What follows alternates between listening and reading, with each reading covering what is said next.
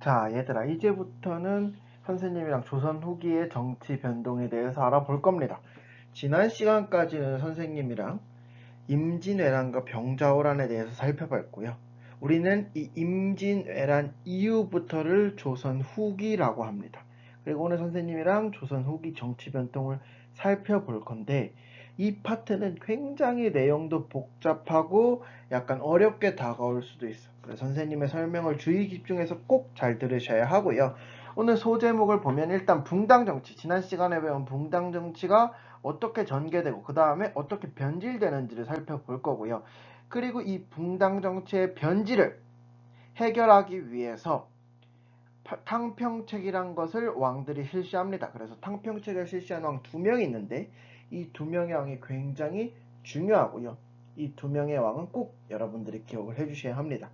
근데 이 두 명의 왕이 죽은 다음에 세도정치라는 것이 전개되는데, 세도정치는 과연 무엇인지, 그리고 세도정치로 인해서 어떠한 결과들이 나타났는지를 여러분들이 잘 파악해 두셔야 합니다. 그래서 오늘 여기까지 하고 선생님이랑 수업은 마무리할 거예요. 여기까지 하면 이제 조선의 정치사는 전부 끝이 나는 거고, 다음 시간부터는 선생님이랑 조선의 경제사, 조선의 사회사, 문화사들을 간략하게 정리할 겁니다. 자, 얘들아, 선생님이랑 이제 조선 후기 정치사를 자세히 배워보기 전에 먼저 조선 후기 정치체제의 변화부터 살펴보도록 합시다. 조선 후기 정치체제의 변화는 정치 시스템 자체가 변화했다는 거예요. 그럼 왜 변화했을까? 바로 임진왜란 때문에. 임진왜란은 조선에게 굉장히 큰 충격을 가져다준 전쟁이란 말이야. 그렇기 때문에 임진왜란을 기점으로 해서 조선 전기와 후기의 시스템 자체가 변화를 합니다. 그리고 그 변화를 선생님이 한꺼번에 정리를 해뒀는데, 여러분들은 여기 후기에 해당하는 파트에 주목을 해주시면 됩니다. 그럼 우리 선생님이랑 일단 하나하나 차차 자세히 살펴보도록 합시다. 일단 중앙정치체제는 의정부 6조에서 비변사로 바뀌게 되는데, 지난 시간에 배웠지만 조선 전기에는 정치 자체가 왕이 의정부에 명령을 전달하면 의정부가 이걸 검토하고 심의한 다음에 6조한테 이 정책을 실행하라고 명령하는 구조였죠. 그래서 왕의정부 6조, 요 구조가 조선 정치 시스템의 가장 중요한 골자였어. 근데 임진왜란을 겪으면서 이 기능 자체가 모두 비변사로 집중하게 됩니다. 그래서 비변사가 조선 후기의 모든 정무를 총괄하게 되고요. 의정부와 육조는 유명무실, 이름은 있으나 아무것도 하지 않는 유명무실화 되는데, 그럼 원래 비변사는 뭐하는 기구였냐? 조선 전기에도 비변사는 있었습니다. 근데 조선 전기의 비변사는 군사 문제에 있어서 이거를 결정하는 그냥 회의체 정도였단 말이야. 그래서 임시기구였다가 뭐 나중에 상설기구화 되긴 하지만 그냥 군사 문제에 관해서 결정하는 기구였어. 근데 딱 임진왜란이 터진 거야. 임진왜란은 전쟁이지. 그럼 군사 문제와 관련해가지고 결정할 것들이 굉장히 많을 거 아니야. 그래서 이때 임진왜란 때 비변사가 엄청나게 강한 권력을 가지는 기구로 등장을 합니다. 그리고 이것이 조선 후기까지 이어졌다라고 봐주시면 돼요. 알겠죠? 그 다음에 군사제도도 변화하게 되는데, 원래 조선 전기의 군사제도는 중앙군은 5위였고 지방은 지방군이었어요. 그래서 병영과 수영으로 나뉘었다 정도라고 선생님이 설명을 했었는데, 이게 임진왜란을 거치면서 기존의 군사제도에 문제가 있다고 생각을 한 거야. 그래서 이것들이 각각 변화를 하는데요. 일단은 조선 후기의 중앙군은 5군형으로 바뀌게 됩니다. 그리고 이 5군형은 훈련도감, 어용청, 총용청, 수어청, 금이형으로 이루어져 있고요. 이것이 한 번에 다 만들어진 것이 아니라 훈련도감은 임진왜란 도중에 만들어졌고, 어영청부터 수어청까지는 인조 때, 금이형은 숙종 때 만들어집니다. 그래서 여러 해를 거치면서 완성이 된 체도인데, 그 중에 제일 중요한 건 바로 훈련도감이겠죠. 훈련도감은 전쟁 도중에 만들어졌고요. 훈련도감은 어떠한 시스템을 가지고 있냐면, 일단 직업군인이야. 그래서 직업적인 상비군의 성격을 띠고요. 삼수병 체제를 가지고 있어. 그래서 포수, 살수, 사수의 삼수병 체제를 갖고 있는 게 훈련도감이다 라고 봐주시면 돼요.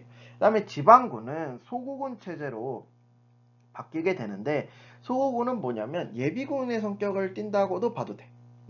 그래서 평소에는 생업을 하다가 전쟁이 날 때 유사시에 전투로 돌입을 하는데, 이때 전투로 돌입을 할 때는 양반부터 노비까지 전부 편성이 됩니다. 그래서 양반부터 노비까지 모두 편성이 되는 게 바로 이 소고군 체제라고 봐주시면 돼요. 그래서 조선 전기에서 후기에 어떻게 시스템 자체들이 변화했는지를 여러분들이 살펴보시면 되고요. 이제 선생님이랑 본격적으로 조선 후기 정치사를 쭉 살펴보도록 합시다. 자, 조선 후기의 정치사를 보면서 우리가 붕당 정치를 빼놓으면 안 되죠. 그래서 붕당 정치가 어떻게 전개되는지도 함께 살펴볼 겁니다. 우리가 지난 시간에 마지막으로 배운 왕이 누구였지? 인조예요. 인조. 인조는 병자호란을 겪은 왕이죠. 근데 이제 인조가 이제 재위했을 때 당시 소현세자랑 복림대군, 그러니까 인조의 첫째 아들과 둘째 아들이 모두 청나라로 끌려가게 됩니다. 그리고 이제 소현세자가 먼저 귀국을 하는데, 인조는 자기 아들이 먼 타지로 볼모로 끌려가는 거잖아. 인질로 끌려가는 거잖아. 그러니까 얼마나 슬펐겠어. 끌려갈 때. 그래서 막 소현세자가 끌려갈 때 인조가 막 버선발로 뛰쳐나가가지고 제발 청나라 군대한테 제발 우리 아들 온돌방에서 좀 재우게 해달라라고 막 부탁까지 했어. 근데 소현세자가 이제 돌아옵니다. 그러니까 얼마나 기쁘겠니. 수년간을 못 본 아들이 드디어 고국으로 돌아오는데 얼마나 반가웠겠어. 그래가지고 인조가 소현세자가 막 반가워서 막 기다리고 있는데, 소현세자가 딱 와가지고 뭐라고 얘기를 하냐면, 전하, 아버지, 제가 청나라에 갔더니 청나라에는 굉장히 진귀한 물건들이 많습니다. 그래서 우리가 그 청나라 그리고 이 서양의 새로운 문물들에 막 받아들여가지고 조선을 막 발전시키면 우리도 강한 대국으로 성장할 수 있을 겁니다 라고 막 소현세자가 막 얘기를 하는데, 인조가 막 화가 난 거야. 왜 화가 났냐면 청나라는 자기를 무릎 꿇린 나라야. 청나라로부터 굴욕을 엄청나게 겪었다. 근데 소현세자가 막 청나라를 받아서 청나라의 문물들을 배워야 된다고 얘기하니까 인조가 승질이 나가지고 막 주변에 있는 벼르를 막 소현세자한테 막 던집니다. 그러니까 인조랑 소현세자가 막 사이가 안 좋게 돼버린 거지. 그리고는 둘째 아들 복림대군이 오는데, 복림대군은 어떻게 얘기를 하냐면 제가 아버지의 복수를 반드시 하겠습니다. 저 청나라 제가 나중에 왕이 되진 않지만 나중에 꼭 청나라에 대한 복수를 하겠습니다 라고 복림대군이 막 얘기를 하니까 인조가 어휴 그래 복림아 넌 내 마음을 알아주구나 하면서 막 복림대군이 엄청 이뻐 보이는 거야. 그래서 이렇게 쭉 이제 관계가 가고 있는데, 갑자기 어느 날 소현세자가 바늘 하나를 맞고 피를 토하면서 죽어버립니다. 그러니까 이거는 의심이 되는 거지. 그래서 역사학계에서는 인조가 소현세자를 죽인 게 아닐까? 인조가 소현세자를 독살한 게 아닐까라고 굉장히 의심은 하고 있지만 확실한 증거는 없기 때문에 일단은 우리가 확실하게 결론을 지을 수는 없어요. 어쨌든 간에 이제 소현세자가 죽고 그 다음 복림대군이 인조에 이어서 왕이 되니 그게 바로 효종입니다.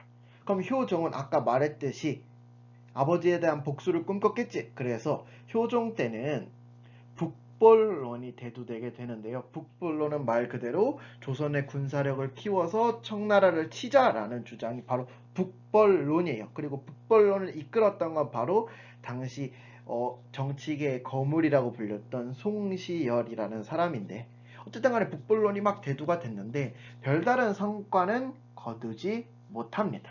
그래서 효종 때는 북벌론이 대두되었다가 굉장히 중요하고요.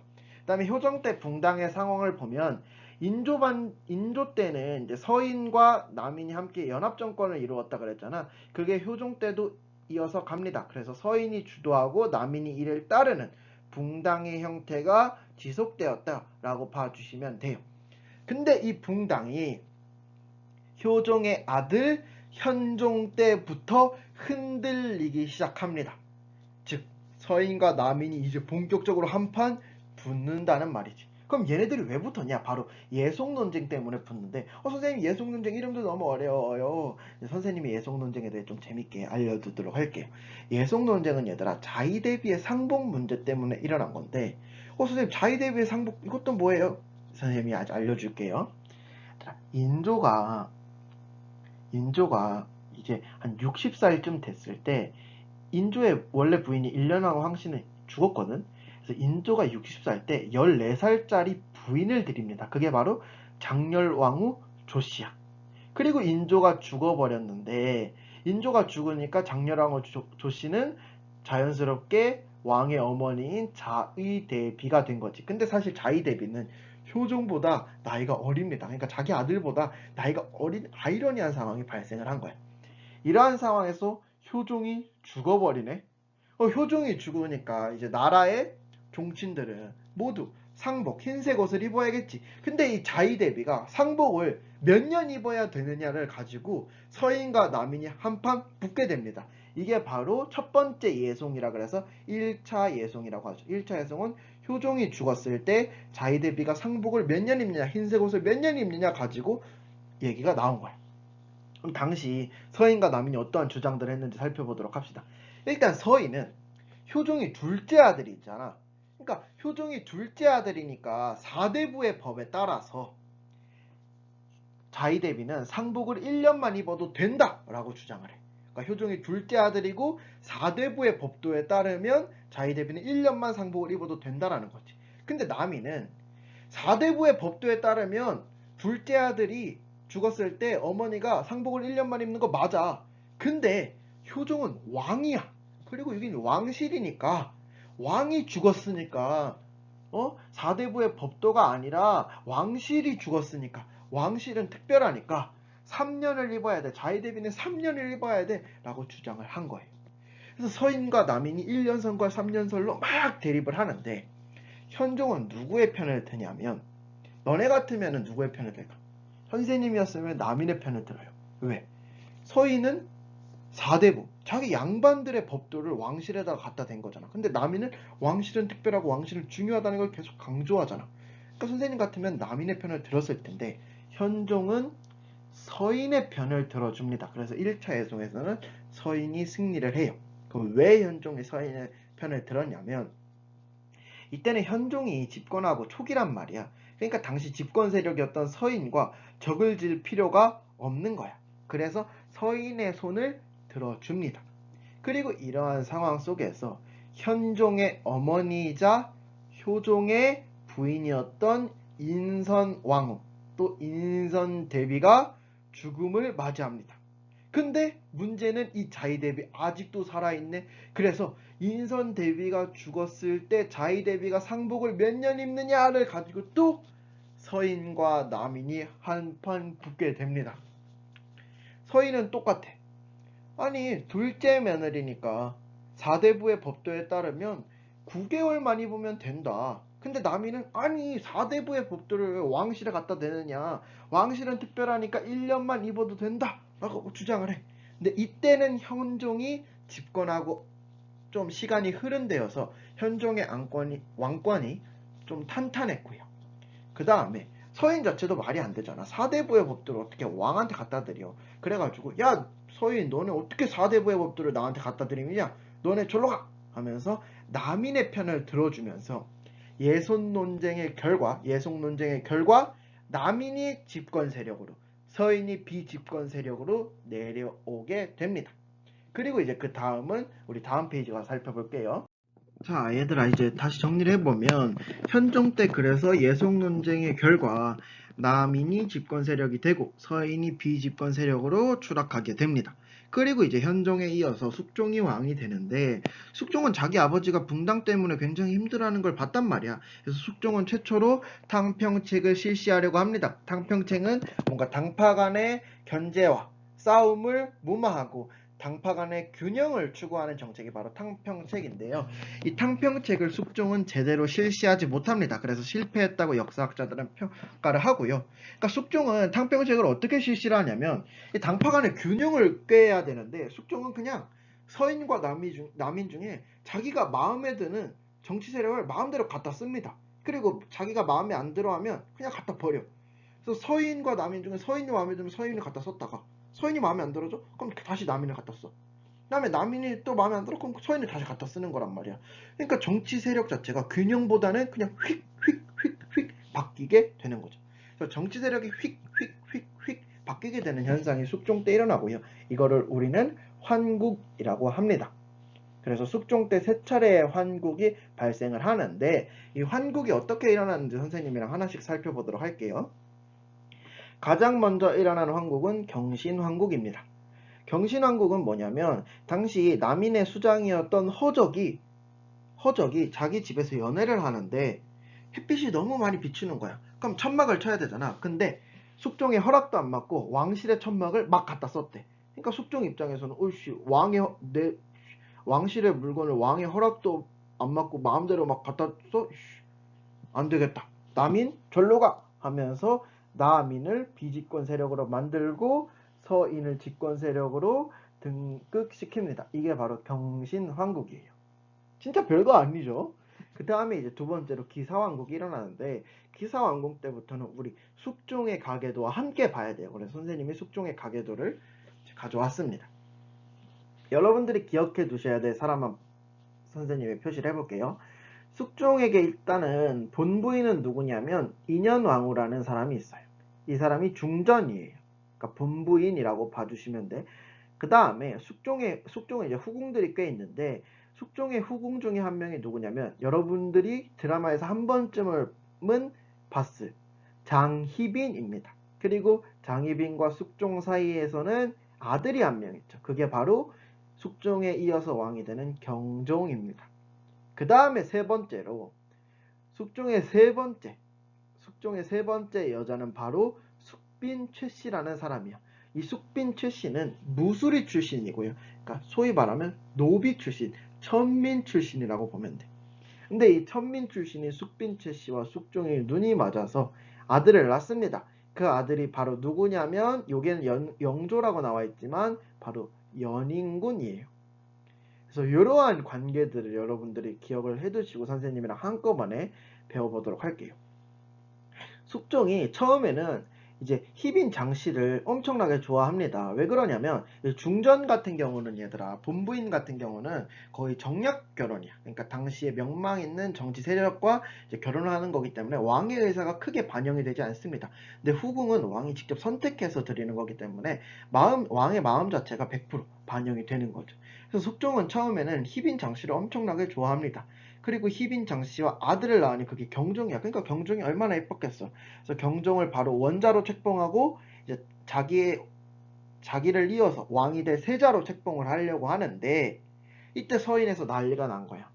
아직 인현왕후께서 젊으시고 인현왕후께서 자식이 없으신데 어떻게 후궁의 자식을 세자로 책봉하려고 하느냐 라고 막 숙종한테 따지니까 숙종이 아니 내 후사를 내 맘대로 결정하는데 서인 니들이 뭔데 난리냐 너네 절로 가라 하면서 서인을 내치고 남인을 다시 집권 세력으로 등용한 게 바로 기사환국이에요. 그리고 기사환국의 결과 인현왕후는 폐위가 되고요. 희빈 장씨가 후궁 출신이지만 중전이 됩니다. 그래서 이제 중전 희빈은 그냥 가만히 있으면 되는데 희빈은 또 질투가 너무 심했대. 그리고 자기가 중전이 됐다고 막 어깨가 이만큼 높아져가지고 막 나간 거야. 그래서 막 숙종이 후궁이랑 놀기만 하면은 막 그 후궁을 막 잡아다가 막 때리고 막 그런 거죠. 그리고 당시 이제 숙종이 숙빈 최씨랑 친하게 지냈단 말이야. 그러니까 이 희빈 장씨가 이걸 또 질투를 해가지고 숙빈 최씨가 먹는 죽에다가 막 독을 타가지고 막 독살 의혹까지 있습니다. 그러니까 숙종 입장에서는 희빈을 더 이상 나라의 국모이자 자신의 본부인 중전의 자리에 냅둘 수가 없었겠죠. 그래서 다시 인현왕후를 중전으로 복위시키고 희빈을 강등합니다. 요게 바로 갑술환국이에요. 이때 다시 서인이 집권 세력으로 등극하게 되고요. 남인은 비집권 세력으로 이제 떨어지게 되죠. 그리고 장희빈도 강등이 되는데 이 선생님이 왜 이렇게 검은색 표를 남인한테 그려놨냐면 이때 장희빈이 자기가 중전에서 떨어진 게 또 싫었나 봐. 그래가지고 막 인현왕후를 저주한다고 해가지고 막 사당을 차려놓고 인현왕후 얼굴에다 막 활 쏘고 막 인현왕후 인형에다가 막 칼로 찌르고 막 한 거야. 근데 이거를 딱 숙종한테 걸렸네. 그래서 장희빈이 이때 사약을 먹고 죽게 되고요. 남인도 대다수가 숙청이 됩니다. 거의 존재 자체를 알아볼 수 없을 정도로 숙청이 된단 말이야. 그래서 세 차례 환국의 결과 서인이 독보적인 정치 세력으로 등극하게 됩니다. 그래서 갑술왕국의 결과 서인이 일당 전제화가 되었다. 여러분들이 체크를 해주시면 돼요. 근데 여러분 우리 익히 봤지만 우리나라 정치에서 일당 전제는 찾아보기 힘들죠. 예전에 사림이 일당 전제가 됐지만 사림 자체가 또 분열이 됐잖아. 그래서 서인 자체도 노론과 소론으로 분열이 됩니다. 이 노론과 소론은 경신왕국 때 이미 분열이 되어 있었는데 갑술왕국 이후에 남인이 완전히 없어지면서 더욱더 공고화가 된 거죠. 그러니까 노론의 입장은 뭐냐면 남인을 완전히 제거해야 된다는 거고 소론은 뭐 그렇게까지 할 거 있냐 이건데 진짜 별거 아니죠. 별거 아닌 거 가지고 서인이 또 노론과 소론으로 나뉘어서 정쟁을 하게 됩니다. 그리고 이제 숙종이 죽고 그 다음 왕으로 희빈 장씨의 아들 경종이 20대 왕으로 즉위하게 되죠. 근데 얘들아 경종은 몸이 굉장히 안 좋았어요. 그리고 후사가 없었습니다. 그러니까 자식이 없었어. 그러니까 다음 왕이 될 사람을 이제 뽑아야 되잖아. 근데 당시 노론에서 누구를 밀었냐면 이 숙빈채 씨의 아들인 연인군을 밀었단 말이야. 그러니까 이 노론에서 뭐라고 얘기를 하냐면 경종한테 아니 저는 어차피 후사도 없으시고 저는 어차피 아이도 못 낳으시는데 그냥 연인군을 저나 다음 왕이 될 사람으로 책봉하시면 되지 않겠습니까? 저나 빨리 책봉하십시오 라고 막 얘기를 한 거야 노론에서. 근데 솔직히 왕 면전에다 대고 너 어차피 아들도 없으니까 빨리 다음 왕 결정해라 라고 하는 게 말이 되니 안 되니? 말이 안 되죠. 그래서 당시 경종이랑 경종의 편을 들고 있던 소론이 노론을 대거 숙청하는데 이게 바로 신임사화입니다. 신임사화는 몰라도 돼요. 근데 경종이 이제 얼마 안 있다가 빨리 죽어버려요. 진짜 말 그대로 몸이 너무 약해서 빨리 죽습니다. 그리고 그 다음 왕이 바로 연인군이 되고요. 이 연인군이 바로 영조입니다. 그래서 영조 때는 노론이 집권을 했다라고 봐주시면 돼. 알겠죠, 얘들아? 근데 굉장히 지금 복잡할 거야. 조선의 정치사 그리고 조선의 가계도랑 함께 보니까 굉장히 복잡한데 그냥 여러분들이 간단하게 기억해 주셔야 될 거는 현종 때 예속 논쟁, 그 다음에 숙종 때 환국이 발생했고요. 이거는 붕당 정치 때문에 정치가 굉장히 혼란스러운 거잖아. 그래서 예속 논쟁과 환국은 붕당 정치의 변질로 봐주시면 되고요. 그 결과 결국 서인이 독보적인 세력으로 등극을 했다. 그리고 등극을 한 이후에 노론과 소론으로 쪼개졌다. 정도 기억을 해주시면 됩니다. 알겠죠? 자, 그리고 이제 영조 때부터 살펴보도록 합시다. 영조는 드디어 탕평책을 제대로 실시합니다. 현종, 숙종, 경종 3대를 걸치면서 붕당 정치가 굉장히 나라를 혼란스럽게 했잖아. 그러니까 영조는 이게 싫었던 거야. 그래서 붕당 정치 간의 대립을 없애버리고 정치의 균형과 조화를 꿈꾸려고 한 탕평책을 처음으로 제대로 실시한 왕입니다. 그래서 영조는 무조건 시험에 나온다고 봐주시면 돼요. 그래서 영조는 탕평책을 실시하는데요. 탕평책을 실시할 때 탕평파 중심의 전국 운영을 합니다. 그럼 탕평파는 뭐냐? 예를 들어 A당이 있고 B당이 있으면 이 가운데 있는 인물 A당인 것 같으면서 B당인 것 같은, 즉 가운데 있는 중심을 잘 잡을 것 같은 인물들을 주로 등용을 했고요. 이들을 탕평파라고 합니다. 그래서 탕평파 중심의 전국 운영을 했고요. 그 다음에 본인의 탕평 정책을 널리 알리고자 탕평비를 설립을 합니다. 그리고 여기에는 안 써놨지만 여러분 음식 중에 고급 한정식집 가면 탕평채 같은 게 나오거든. 그 탕평채도 인조가 만든 거예요. 여러 나무를 막 섞어놓고 야 이거 먹어봐라. 이게 바로 조화와 균형이다. 라고 막 영조는 얘기를 했다고 해요. 그 다음에 처음부터 붕당의 시발점이 되었던 이조전랑의 권한도 완전히 약화하고요. 살림을 부정하고 서원을 정리하는데 이게 무슨 말이냐면 당시에 이제 왕 앞에서 노론이랑 소론이 싸울 거 아니야. 그럼 이 노론과 소론이 어떻게 의견을 가져오냐면 각자 기반을 두고 있는 지방 세력이 있습니다. 그 지방 세력이 바로 서원을 중심으로 형성이 되거든. 그리고 이 서원에서 제일 잘 나가는 그리고 제일 명망 있는 사람을 살림이라고 합니다.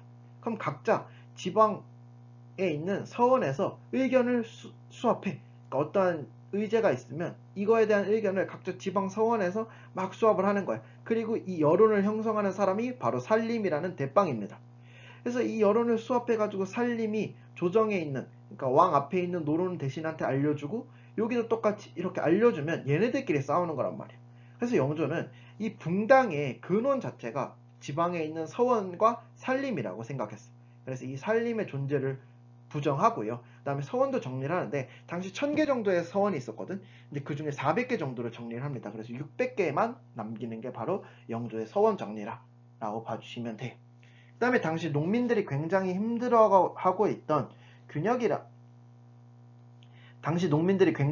힘들어하고 있던 세금 부담을 완화하기 위해서 균역법을 실시하는데요. 이 균역법은 선생님이랑 다음 시간에 알아보도록 할게요. 그냥 영조가 균역법을 실시했다 정도 꼭 기억해 두시면 되고요.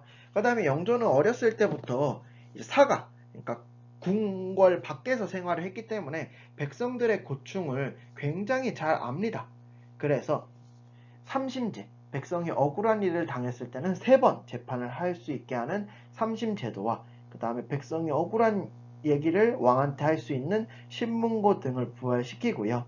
그 다음에 경국대전의 속편, 경국대전을 문제집처럼 짧게 정리한 속대전도 편찬을 합니다. 됐죠? 그래서 이제 영조가 정치를 잘 했는데, 영조 다음에 왕이 되는 사람이 바로 영조의 손자 정조입니다. 정조는 본인 할아버지의 뜻을 이어받아서 탕평책을 실시하는데, 정조의 탕평책은 뭐냐면 노론 소론 상관없이, 당파에 상관없이 그냥 능력이 있으면 그 사람을 갖다 썼습니다. 그래서 능력 위주의 인재를 선발해서 탕평책을 실시했고요. 능력 위주의 인재 선발을 한 제도가 바로 초계문신제도입니다. 그래서 초계문신제도는 별표예요. 굉장히 중요합니다. 그리고 이 초계문신제도를 통해서 젊은 어떤 신하들과 함께 정치를 해 나갔던 게 바로 정조입니다. 그래서 조선 전기에는 세종대왕이 있다면 조선 후기에는 정조가 있다고 얘기할 정도로 정조는 굉장히 정치를 잘했어요. 그리고 공부도 굉장히 능숙하게 잘했고요. 그 다음에 두 번째로 정조는 어떻게 생각을 했냐면, 이거 왜 싸우는가?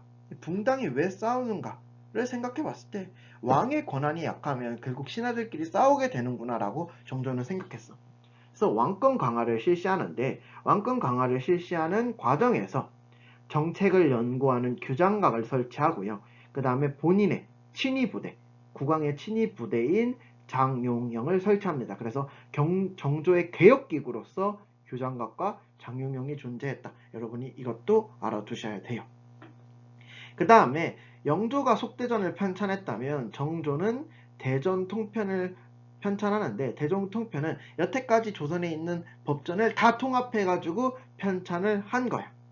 그래서 대전통편을 편찬하고요. 그 다음에 정조의 꿈이죠. 정조의 꿈이 바로 뭐였냐면 수원화성이었습니다. 그래서 수원화성이 이상적인 어떤 본인이 그리는 이상적인 세상을 만들려고 했고요. 이 수원화성을 건설하는 과정에서 거중기라든지 배다리 같은 과학기술들이 이제 나오게 됩니다. 이 거중기와 배다리를 만든 사람이 바로 정약용이라는 사람이죠. 그래서 거중기와 배다리를 통해서 수원화성을 굉장히 빠르게 건설을 하는데, 이 정조가 본인의 이상을 수원화성에서 전부 펼치기도 전에 이제 정조는 죽음을 맞이하게 됩니다. 1800년에 죽음을 맞이하게 되죠. 그래서 이제 정조가 이제 수원화성을 만들고 이러한 과정을 담은 게 이제 화성의궤고요. 그냥 이름만 알아두시면 됩니다. 그래서 여러분들이 지금 탕평책을 실시한 왕으로 영조와 정조를 선생님한테 배웠잖아. 이 영조와 정조의 정책은 시험에 무조건 나옵니다. 시험에 한 문제, 두 문제, 그리고 더 나가서는 뭐 3문제씩 나올 수 있단 말이야. 영조와 정조의 정책은 꼭 전부 암기를 해 두시고요. 선생님이 사진 몇 장 준비했는데 이게 수원 화성이에요. 현재 수원에 가면 이제 볼 수 있죠. 그래서 수원 화성이 이제 정문이라고 봐주시면 되고요. 이렇게 옛날에는 성곽이 있었다라고 봐주시면 돼. 그 다음에 거중기, 무거운 돌을 위로 올리는, 이게 바로 거중기고요. 정약용이 개발을 했습니다. 그 다음에 이게 바로 뭐냐면 배달이야. 그러니까 지금 경복궁이 얘들아 종로구에 있잖아. 종로구에서 수원까지 가려면 한강을 건너야겠지. 근데 왕이 행차하는 거는 굉장히 많은 수많은 사람들이 뒤를 따른단 말이에요. 그러니까 한강을 그냥 건너서는 안 돼. 그리고 왕이 건너는데 초라한 뗏목 타고 가면 되겠냐? 안 되겠지. 그래서 배를 연결한 다음에 그 위에 판자를 얹어서 다리를 만들었으니 그게 배다리고요. 배다리도 정약용이 고안을 해낸 겁니다. 그래서 정조까지 우리가 살펴봤는데 이제 정조 이후에 왕이 되면서부터 점차 조선은 몰락의 길을 걷게 되죠. 그건 이제 다음 슬라이드 가 선생님이랑 살펴보도록 하겠습니다. 자, 정조가 죽고요. 그의 아들인 순조가 왕에 오릅니다. 네, 순조가 왕에 올랐을 때는 고작 12살이었어. 그리고 이제 순조도 얼마 안 가서 죽고요. 순조가 죽고 그의 아들인 헌종이 왕에 오릅니다. 근데 헌종의 나이 봐봐 얘들아 몇 살이야? 8살밖에 안 되죠. 근데 헌종이 또 바로 죽습니다. 근데 헌종은 후사가 없었단 말이야. 그러니까 아들이 없었어. 그러니까 아들이 없으니까 다음 왕을 세울 사람이 없겠지. 저기 강화도에서 그냥 농사 짓고 있던 왕족을 갖다가 왕위에 앉혔습니다. 그게 바로 철종인데 철종도 19살이야. 그러니까 이 세 왕이 있었을 동안 나이가 어리잖아. 그러니까 정치가 제대로 작동을 했을까? 영조와 정조처럼 막 정치를 제대로 잘 했을까? 당연히 못하죠. 그러니까 자연스럽게 왕권은 약화되고요. 왕권이 약화되는 대신 신하들의 권력, 그리고 신하들 중에서도 특정 가문의 권력이 굉장히 강해지게 됩니다. 그래서 우리는 이 세 왕이 있었을 때를 세도 정치, 권력 있는 가문이 정치를 독점했던 세도 정치가 전개되었다고 이야기하는 겁니다. 선생님이 세도 정치 관련된 사진들을 몇 장 갖고 왔는데 왕이 어리잖아. 왕이 어리니까 왕 대신해서 왕의 할머니 또는 왕의 증조 할머니가 대신 정치를 하게 됩니다. 즉 왕의 외갓집 세력이 굉장히 권력이 강했겠죠. 그래서 외척세상 만세. 근데 왕은 옆에서 쭈글쭈글하게 내가 왕인데 라고 하고 있죠. 그러니까 왕의 외갓집 가문들, 왕의 외척 세력의 권한이 굉장히 강했던 시기를 우리는 세도 정치가 전개되었다라고 하는 겁니다. 그래서 선생님이 세도 정치를 좀 자세히 설명을 해주자면 일단 세도 정치는 안동 김씨, 풍양 조씨 전부 왕의 할머니 집안들입니다. 왕의 할머니 집안들, 즉 안동 김씨, 풍양 조씨 특정 소수 가문이 권력을 독점했고요. 이게 약 세왕 약 60년 동안 지속이 됩니다. 이 소수 가문들은 비변사, 당시 정치를 관장하고 있던 비변사와 군사를 관장하고 있던 훈련도감을 장악한 다음에 자기 마음대로 정치 권력을 막 휘두릅니다. 그러다 보니까 정치가 잘 되겠니? 잘 안 되겠죠. 그리고 이들한테 잘 보이면 다 관직이 되었단 말이야. 그래서 매간 매직, 관직을 사고 파는 매간 매직이 굉장히 성행하고요. 많은 사람들이 안동 김씨와 풍양 조씨에게 뇌물을 갖다 바치고 관직이 됩니다. 그럼 이렇게 관직에 오른 사람들이 정치를 잘했을까? 당연히 못했겠죠. 그러다 보니 탐관 오리는 증가하게 되고요. 과거제는 폐해단이 계속해서 등장합니다. 그리고 당시 세금이었던 삼정도 굉장히 문란하게 되는데 삼정의 문란은 선생님이랑 다음 시간에 살펴볼 건데 간단히 얘기하면 백성들을 너무 뜯어먹는 거야. 이 세도 정치 가문들이. 그러니까 백성들은 화가 나 안 나? 화가 나죠. 내가 막 죄진 것도 아니고 나보고 세금을 부과할 수 없을 정도로 막 내래. 그리고 이때 막 기근이 들어가지고 농사도 잘 안 된단 말이야. 농사 잘 안 되는데 세금을 왕창 뜯어가니까 백성들은 당연히 화가 났겠죠. 그래서 백성들이 당시 반란을 여러 차례 일으키는데 대표적인 반란으로 홍경래의 남과 인술농민 봉기가 있습니다. 일단 홍경래의 나는 순조 때 일어난 반란이고요. 여러분 구름이 그린 달빛이라는 드라마 본 적 있나? 그게 바로 홍경래의 난과 관련이 있죠. 그래서 홍경래의 난은 여기 선생님이 지도를 갖고 왔는데 이쪽 지방에서 일어난 난이에요. 그래서 우리나라로 따지면 서북 지방이죠. 이 서북 지방에서 일어난 반란인데 왜 일어났냐면 당시 조선에서는 이 서북 지방에 사는 사람들을 굉장히 차별 대우했어. 그러니까 서북민들은 차별 대우 받는 것도 서러운데 세금도 엄청나게 뜯어가니까 화가 난 거죠. 그래가지고 이들이 일으킨 난이 바로 홍경래의 난이고요.